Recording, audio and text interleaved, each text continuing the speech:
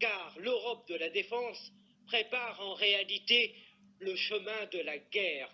Mais fort heureusement, celle-ci n'est pas prête de voir le jour lorsqu'on voit l'isolement de la France dans son aventure guerrière en Syrie.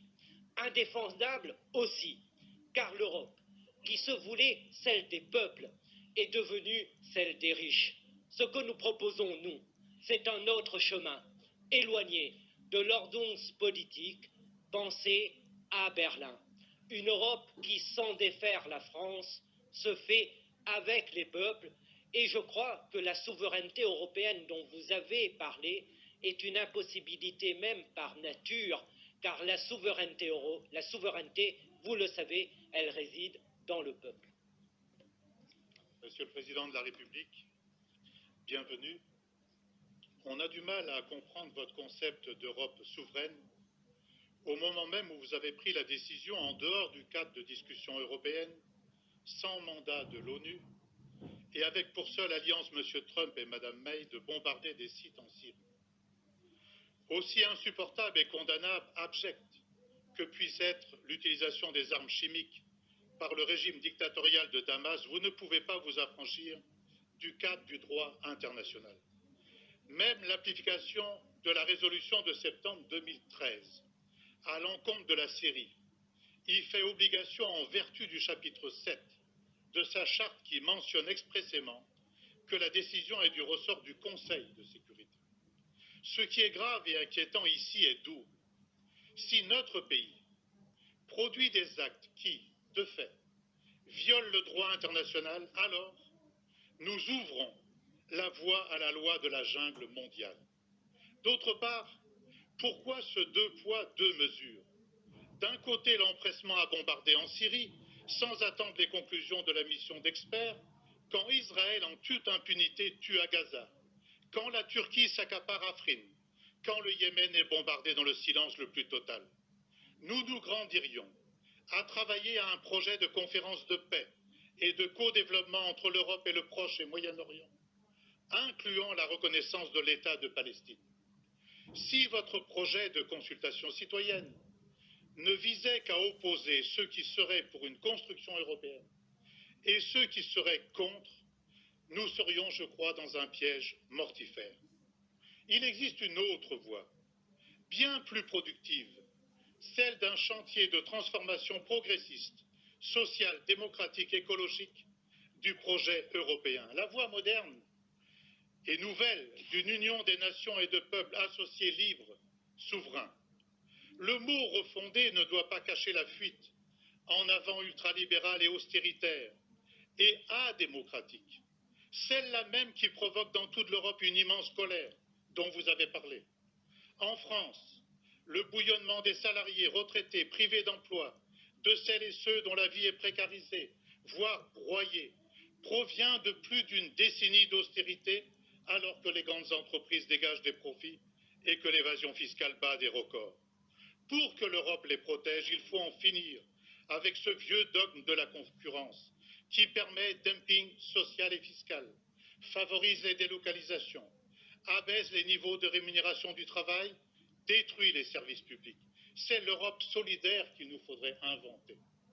Portons pour tous les citoyens européens un acte innovant, celui d'une sécurité sociale du travail combinée avec les formations indispensables garantissant une harmonisation vers le haut des salaires et le droit à un logement pour toutes et tous. L'Europe ne protège pas. Quand elle va au-devant de ces traités de libre-échange qui détruisent nos normes sociales, sanitaires et environnementales, inventons l'égal-échange et la coopération en lieu et place de cette guerre économique, une nouvelle politique agricole et alimentaire sécurisant nos paysans et la qualité alimentaire, une lutte sans merci contre l'évasion fiscale et les paradis fiscaux, la taxation des transactions financières. Une Europe qui protège serait celle qui ne laisserait plus les réfugiés sombrer dans la mer et buter sur des murs, mais tendrait la main pour l'asile, comme le propose un rapport de ce Parlement, qui pourrait d'ailleurs servir à votre ministre de l'Intérieur. Pour protéger les travailleurs et les peuples, pour la souveraineté, il faut avoir le courage de s'émanciper de la domination des marchés financiers et à inventer des mécanismes nouveaux permettant d'annuler des dettes illégitimes, d'en renégocier d'autres et de se donner des moyens de mobiliser efficacement les énormes sommes d'argent que crée la Banque centrale vers l'économie d'avenir, les services publics, la transition environnementale et numérique, grâce à la création d'un fonds de développement humain, social et environnemental. Un tel fonds serait d'ailleurs un très bon outil pour défaire notre dette de la SNCF, pour porter un projet commun pour le transport fret en Europe au service du climat. Ce pourrait être aussi un levier formidable pour lancer une grande entreprise européenne du numérique pour sortir de la domination nord-américaine. En fait, Monsieur le Président de la République, l'heure est sans doute venue de se poser la question de révolutionner la construction européenne avec et pour les peuples. Je vous remercie de votre attention. Per il gruppo Europa della Libertà e della Democrazia Diretta, per il gruppo dei Verdi, la parola. Au nom du groupe des Verts, je donne la parole à Monsieur Philippe Lambert. Si, Monsieur le Président, il est bon que la France soit de retour. Ça fait vraiment trop longtemps que son siège européen était physiquement occupé, mais politiquement vide. Alors certes, l'Europe ne peut être ni française ni allemande, mais elle ne peut rien construire dans la durée si elle ne peut compter sur l'engagement résolu et de l'Allemagne et de la France. Une France qui pourrait, si elle le veut vraiment, incarner à l'intérieur même de ses frontières la devise européenne de l'unité dans la diversité. Monsieur le Président, l'ambition que vous dessinez pour l'Europe recoupe en de nombreux points les combats que nous, régionalistes et écologistes, menons de longue date. Nous sommes convaincus, comme vous, que les Européens doivent agir ensemble s'ils veulent relever les défis de ce siècle. Là se trouve la clé de notre véritable souveraineté. Nous partageons votre volonté de construire une union politique qui redonne la parole aux citoyens. Ils doivent être au cœur du projet européen, pas à la marge. Comme vous, nous voulons donner un avenir à notre monnaie commune. Et ceci exige, oui, un budget robuste d'investissement. Cela exige une garantie commune des dépôts bancaires, mais aussi la fin de la concurrence fiscale et du dumping social. Enfin, nous sommes avec vous pour affirmer « Make our planet great again ». Nous le savons, vous le savez, l'Europe doit être à l'avant-garde de la transition écologique, à commencer par son budget qui doit en être l'instrument. L'écologie est la clé de notre prospérité. Monsieur le Président, ce que vous souhaitez pour l'Europe, vous affirmez que la France doit commencer elle-même à le faire dès aujourd'hui. Votre action en France raconte une toute autre histoire. Une histoire qui met à mal la devise de votre pays, liberté, égalité, fraternité. Où est la liberté? Lorsque vos citoyens peuvent être surveillés, assignés à résidence et perquisitionnés sur de simples soupçons de la police. Où est la liberté lorsque des policiers armés débarquent au petit matin pour arrêter un groupe de jeunes dont le seul tort serait d'avoir occupé pacifiquement un chantier? Ma fille en était. Elle fut emmenée devant son fils de 2 ans, loin de chez elle pour subir pendant toute une journée un interrogatoire. Dans votre France, l'état de droit garant de nos libertés s'éloigne jour après jour. Liberté, égalité. Où est-elle l'égalité lorsque vous imposez toujours plus de précarité aux travailleurs alors qu'en même temps, vous faites des cadeaux fiscaux aux plus riches, ceux que vous aimez appeler les premiers de cordée?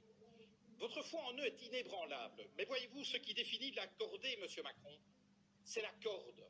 C'est elle qui permet d'adapter la vitesse du premier de cordée aux besoins du groupe. C'est elle aussi qui empêche les derniers de cordée de tomber au ravin. Mais dans nos sociétés, Monsieur le Président, cette corde n'existe plus. Les riches s'enrichissent, les classes moyennes stagnent et se précarisent, et les plus fragiles sont abandonnés à leur sort. Liberté, égalité, fraternité. Est-ce au nom de la fraternité que vous vendez des armes à des régimes qui les retournent contre leur propre population ou contre leurs voisins? Où est-elle cette fraternité lorsque votre police lacère tente ses sacs de couchage de migrants? Procédures expéditives, recours non suspensifs, détentions administratives, voilà les ingrédients de votre projet de loi sur l'asile et l'immigration. Contenir et refouler plutôt qu'accueillir des êtres humains en exode forcé. Liberté, égalité, fraternité. Au pays de l'accord sur le climat, je rajouterai un 4e terme, durabilité. Vous dites vouloir la taxe carbone, la fin du glyphosate, la fin des voitures diesel, bravo. Mais vous restez en même temps un ardent promoteur des traités actuels de libre-échange et pire encore du nucléaire. Alors, vous avez permis, contrairement à votre prédécesseur, l'adoption par l'Union européenne d'une définition totalement laxiste des perturbateurs endocriniens. Alors, vous avez eu le courage de mettre un terme à ce projet insensé d'aéroport à Notre-Dame-des-Landes, mais c'est pour, dans la foulée, écraser dans la violence les projets de celles et ceux qui inventent depuis des années une manière différente de vivre. Monsieur le Président, un livre vous dit philosophe. Il affirme qu'aucun de vos mots n'est le fruit du hasard. Voici quelques mois, vous avez parlé des gens qui réussissent et des gens qui ne sont rien. Vous n'avez pas dit des gens qui ne font rien ou des gens qui n'ont rien. Vous avez parlé des gens qui ne sont rien. Voyez-vous, pour nous, le projet européen consiste précisément à faire en sorte que plus jamais, en aucun endroit de ce continent, aucune femme, aucun homme ne puisse être considéré comme rien ou se penser comme rien. Car considérer des êtres humains comme rien, c'est permettre de leur faire subir n'importe quoi, et cela, nous ne l'accepterons jamais.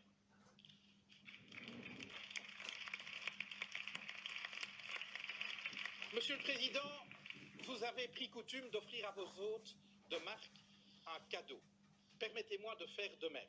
Je vous offre cette corde d'escalade, symbole de la cordée à laquelle vous semblez tenir. Je vous dirai ceci. Chaque fois que vous ferez avancer la cause de la liberté, de l'égalité et de la fraternité en Europe, chaque fois que vous agirez pour une Europe plus juste, plus durable et plus démocratique, nous serons à vos côtés.